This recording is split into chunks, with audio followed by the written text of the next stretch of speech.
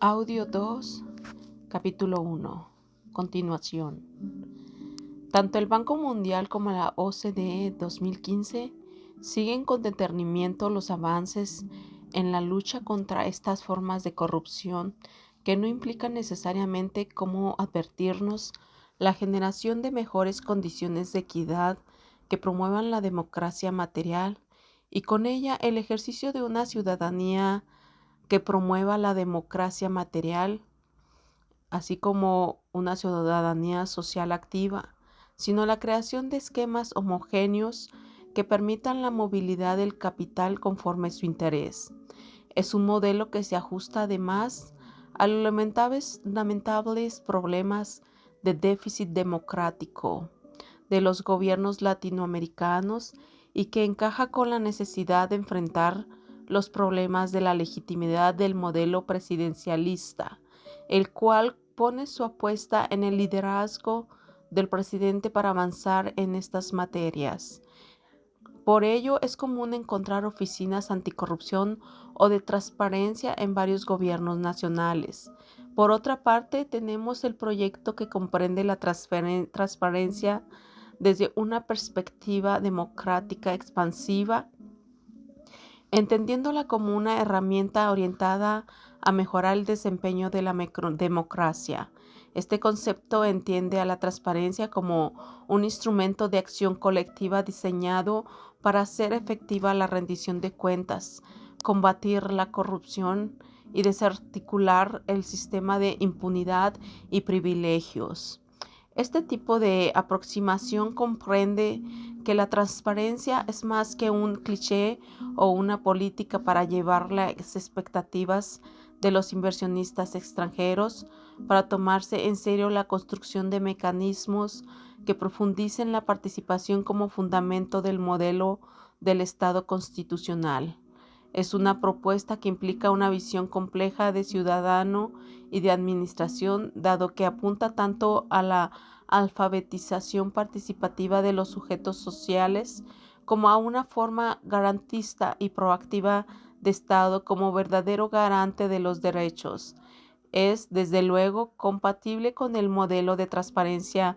colaborativa a la que nos referimos y que implica un verdadero norte garantista como apuesta por la profundización de la participación ciudadana y el desarrollo sostenible. En el caso colombiano se han hecho importantes avances en la materia, sobre todo desde el punto de vista legal y técnico, pero desafortunadamente estamos lejos aún de un proyecto de democracia expansiva, pues estas normas no han impactado la sociedad como para promover un esquema de participación que disminuya considerablemente los indicios de corrupción y fortalezca la legitimidad del Estado desde su mirada más proactiva y no solo como objeto de una política mediática. Colombia, según Transparencia Internacional 2015, ocupa el puesto 83 entre 168 en el índice de percepción de la corrupción con un puntaje de 37 sobre 100. La Procuraduría General de la Nación, con el apoyo de otras instituciones del sector, desarrolla desde el 2010 el Índice de Gobierno Abierto, IGA. El IGA es un indicador sintético que mide el cumplimiento de normas estratégicas anticorrupción. Se entienden como normas estratégicas anticorrupción aquellas disposiciones que buscan implementar medidas preventivas en el sector público en el marco de las convenciones interamericana y de Naciones Unidas de lucha contra la corrupción. El informe 2013-2014 Procuraduría General de la Nación 2014, que es el último disponible, señala que el IGA nacional es de 69.3. Los departamentos que más se destacaron fueron Meta, Antioquia, Tolima, Nariño. Por su parte, los que obtuvieron menos puntajes fueron Vaupés, Guaviare, Bichada y Amazonas. Meta, el primero de la lista, obtuvo 91.8 y Vaupés el último 50.5. En el caso de los municipios, los mejores evaluados fueron El Retiro con 9.0, Envigado con 90.5, todos los de Antioquia. Los peores evaluados fueron Guamal, Altos de Rosario y Los Córdoba.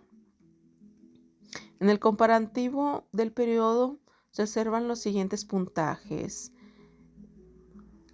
55, 58, 73 y 70 hasta el 2013. Respecto al logro de la política de gobierno en línea, se tienen índices de gobierno abierto de 38.6, de eficiencia electrónica de 38.6 y de servicios en línea de 46.7. Es un empoderado de todos los factores. Tenemos un índice 49.8. Esto quiere decir que aún falta mucho camino por recorrer para tener unos indicadores satisfactorios, pero el esfuerzo al menos por mejorar los procedimientos e infraestructuras que fortalecen el gobierno abierto han avanzado en corto tiempo. Las políticas públicas y un modelo de gobernanza. La distinción clásica entre política y política pública, politics, policies, resulta útil para analizar cómo se orienta la acción del Estado dentro de la unidad. Resulta útil para analizar cómo se orienta de lo local, o dicho en otras palabras, desde la descentralización. La política, las formas de hacer política y la ubicación de los actores políticos responden a un modelo de intereses que puede estar relacionado o no con las necesidades que expresan los habitantes de un lugar. Esto es así sobre todo en el marco de sistemas políticos regidos por fenómenos de caciquismo o gamonalismo, puesto que la articulación de intereses dentro de la clientela del político local se convierte en el principal motor de la política georreferenciada y de las políticas públicas. De esta manera, la dimensión de los policies como manifestación de la acción concienzuda del Estado se ve desbordada por la lógica clientelar. Así, el modelo de descentralización y derechos encuentra resistencia por parte de estas clientelas, dado que implican una nueva lógica de gobernabilidad y de gobernanza. Gobernabilidad y gobernanza. La gobernabilidad puede ser definida como la capacidad de las sociedades y sus subsistemas políticos de tomar decisiones o iniciar en reacción a unas demandas o necesidades, mientras que la gobernanza cobija las ideas de conducción de las acciones concretas del Estado. La gobernanza sugiere entender la articulación de los diferentes tipos de regulación de un territorio, a la vez en términos de integración política y social y en términos de capacidad de acción. En síntesis, la gobernabilidad es sencillamente la posibilidad de gobernar. La gobernanza es una manera de gobernar. Estas nociones muestran el reto que entraña el trabajo de las políticas públicas, y en especial las construidas en perspectiva de derechos y de fortalecimiento de la democracia, ya que en Colombia se observan bajos niveles de gobernabilidad debido a la debilidad del Estado, principalmente fuera de los centros de poder. En este escenario de resquebrajamiento de la consolidación de la soberanía interna, se crean diferentes formas de gobernanza que en muchas ocasiones responden a esquemas relacionados con redes clientelares fuertemente organizadas que definen la manera de hacer políticas y las políticas públicas. La idea es replantear los esquemas de gobernanza locales y centrarlos en el discurso de la participación y de los derechos, lo cual permita la formulación de diagnósticos y proyectos, así como de sistemas de seguimiento capaces de mejorar la gestión pública y fortalecer la ciudadanía. La gobernabilidad de las áreas de colonización en donde el Estado no ha hecho presencia se encuentra con el reto de establecer las relaciones entre lo público y lo privado, de manera tal que se puedan fortalecer los mecanismos que aseguran el bienestar de las comunidades desde la perspectiva de la protección de los bienes públicos. Pero en esta recuperación de los espacios del Estado se debe tener en cuenta que no es a través de la fuerza que estos procesos se echan a andar, sino que se requiere de un esquema de integración capaz de aportar elementos de concertación que contribuyan al fortalecimiento de los derechos. De igual forma, no parece prudente por parte del Estado o de los gobiernos de turno Una reconstrucción de modelos de gobernabilidad sin antes establecer cuáles son los esquemas de gobernanza que pueden operativizarse en las localidades, así como indagar sobre las formas tradicionales en que el manejo de los asuntos públicos ha sido manejado como estructura básica de la gobernanza de cada una de las comunidades. En conclusión, la gobernabilidad debe fundarse en un vínculo de legitimidad que nace de la confianza en las instituciones y no en la represión o el castigo, y la gobernanza, más que un concepto, es un proceso de recolección de buenas prácticas articuladas en nodos de relaciones entre actores decisivos para el bienestar de las personas. A continuación, realizaremos una revisión de las normas constitucionales y legales más relevantes que sirven como fundamento de la transparencia y del derecho de acceso a la información pública en Colombia. El marco normativo nacional e internacional sobre la transparencia y los estímulos al buen gobierno. El caso concreto del derecho de acceso a la información pública. Para comprender parte de los desarrollos legales y en especial del derecho de acceso a la información pública, es necesario recrear el contexto internacional que los soporta, puesto que buena parte de esas iniciativas locales provienen de dinámicas internacionales, ya sea desde la perspectiva de los órganos multilaterales de cooperación o banca, o de organismos encargados de la promoción de derechos humanos como la Organización de las Naciones Unidas, la Organización de los Estados Americanos, OEA. Vale la pena recordar que los tratados internacionales generales contienen el derecho a la información y expresión y que a partir de esto se fundamenta la reflexión sobre la importancia de su desarrollo. Ejemplo de esto son el artículo 13 de la Convención Americana y el artículo 19 del Pacto Internacional de Derechos Individuales, Civiles y Políticos. Al respecto señala la CIDH.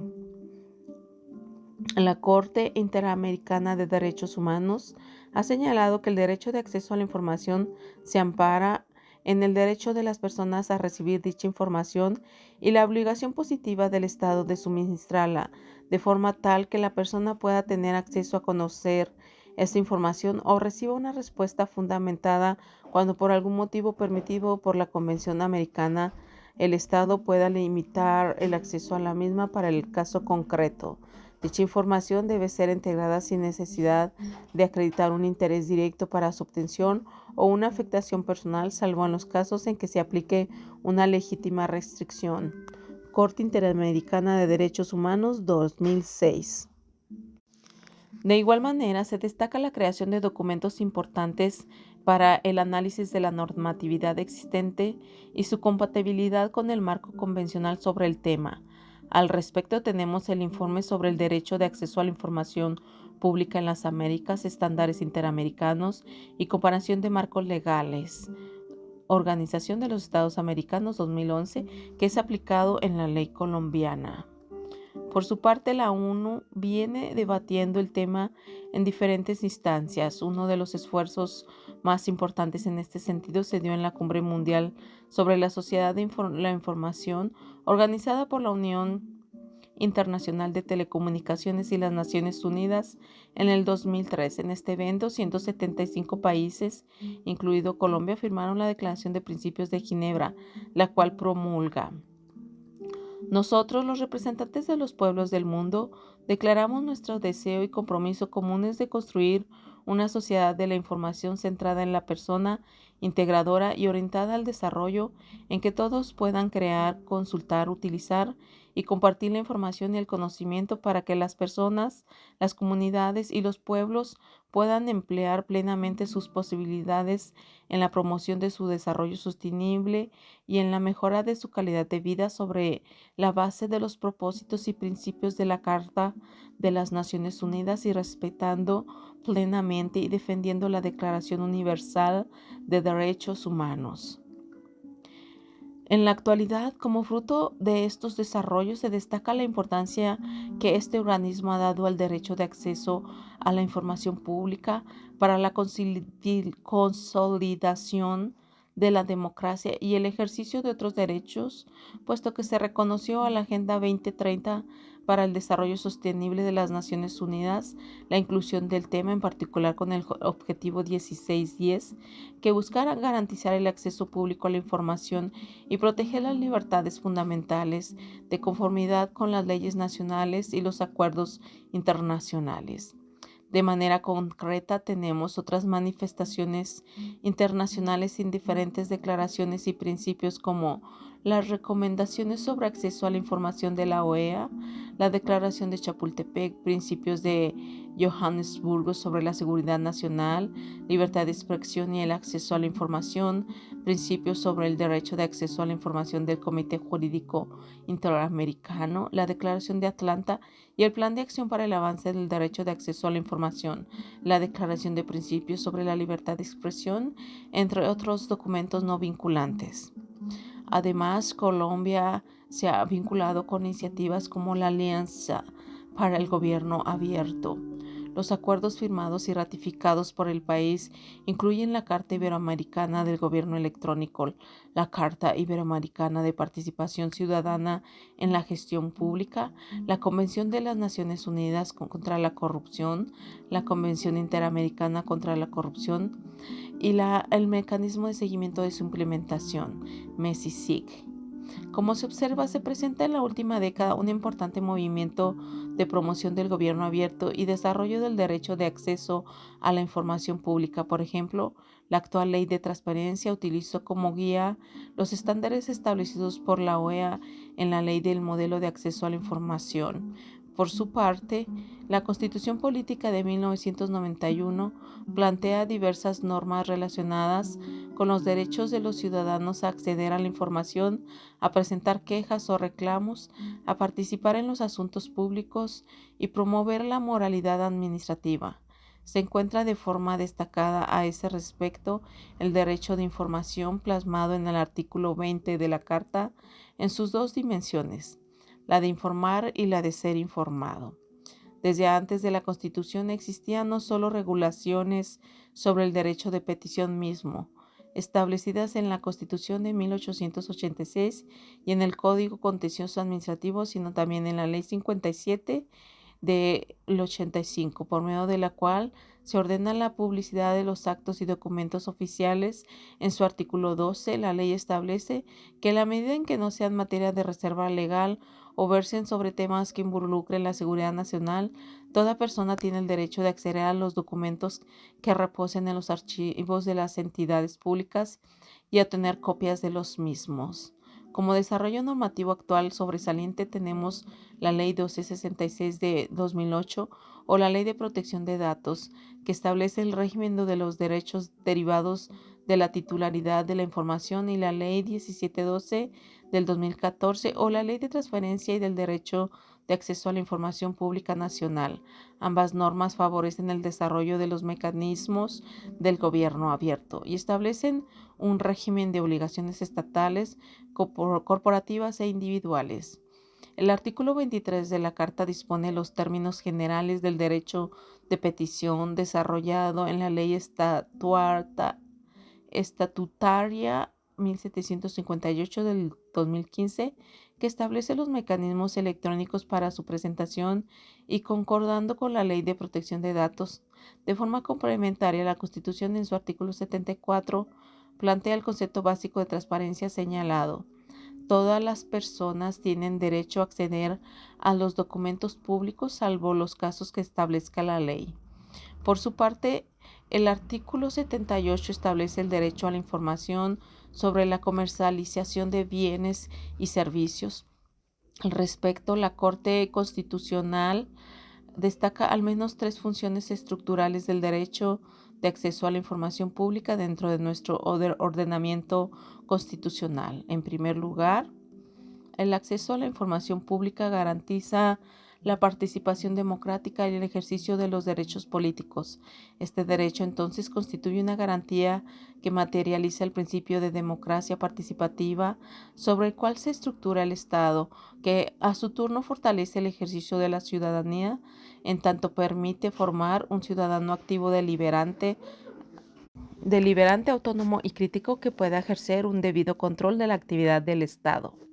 En segundo lugar, el acceso a la información pública cumple una función instrumental para el ejercicio de otros derechos constitucionales, ya que permite conocer las condiciones necesarias para su realización. En consecuencia, el ejercicio de los derechos humanos y en especial de los derechos de libertad e igualdad política tienen como presupuesto indispensable el acceso a la información.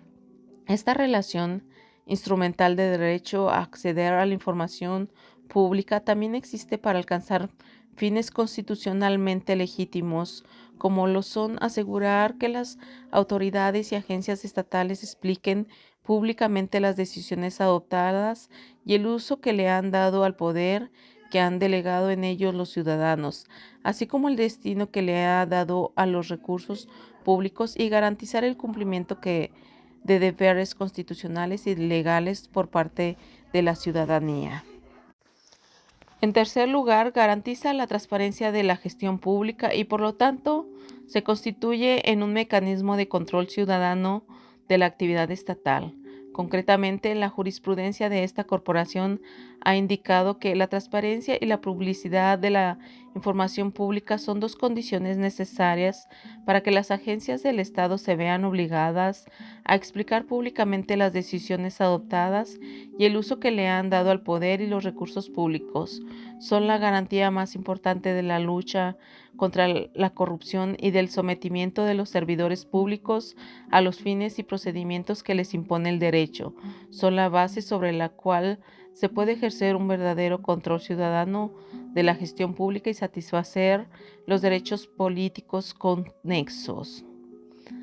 Continuando con la revisión constitucional en el articulado que regula la función pública, se establece el deber específico de los servidores públicos de declarar bajo juramento el monto de los bienes y las rentas y la sujeción al principio de transparencia en los procesos de provisión de empleos públicos. De igual forma, en el artículo 209 se establecen la moralidad, imparcialidad y publicidad como principios rectores de las actuaciones administrativas. Para la conformación de la Contraloría, en el artículo 267 se instruye en la vigilancia de la gestión fiscal de los recursos públicos y en los artículos 275 y 277 relacionados con el Ministerio Público, la defensa de los intereses públicos y la vigilancia de la conducta de quienes desempeñen funciones públicas. Es destacable que la Ley 472 de 1998, que regula las acciones populares,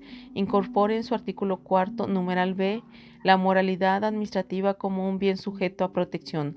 Al respecto, el Consejo de Estado le ha comprendido como el conjunto de principios, valores y virtudes fundamentales aceptados por la generalidad de los individuos que deben informar permanentemente las actuaciones del Estado a través de sus organismos y agentes con el fin de lograr la conciencia de sus miembros, libre, digna y respetuosa, así como la realización de sus asociados tanto en el plano individual como su ser o dimensión social. En el campo de la moralidad administrativa existen conductas no solo generalmente aceptadas como inmorales, sino ilegales y hasta penalmente sancionadas, tales como el cohecho por dar u ofrecer, el tráfico de influencias y la celebración indebida de contratos. De esta manera podemos comprender la moralidad en dos dimensiones. La primera, como principio de la función administrativa, debe entenderse como aquel parámetro normativo de conducta ética que radica en cabeza de todos los funcionarios, servidores públicos y particulares que ejercen la función administrativa, una obligación axiológica y deontológica del comportamiento funcional según los postulados de la honradez, pulcritud, rectitud, buena fe, primacía del interés general y honestidad, sobre las cuales existe un consenso por parte del conglomerado social en un periodo determinado. La segunda es un segundo nivel. La moralidad administrativa como derecho colectivo supone una visión dual con relación a la formulación y a los efectos de su eventual amenaza o vulneración, puesto que la protección de la moralidad administrativa como derecho colectivo se invoca en dos sentidos. De un lado, en términos negativos, los que conllevan a la abstinencia de ciertas conductas, o en términos positivos, que no es otra cosa diferente a la realización material de un determinado acto o hecho. Aunque la aplicación de la moralidad administrativa ha presentado grandes problemas por la dificultad de su definición, no deja de tener una importancia en la construcción de las herramientas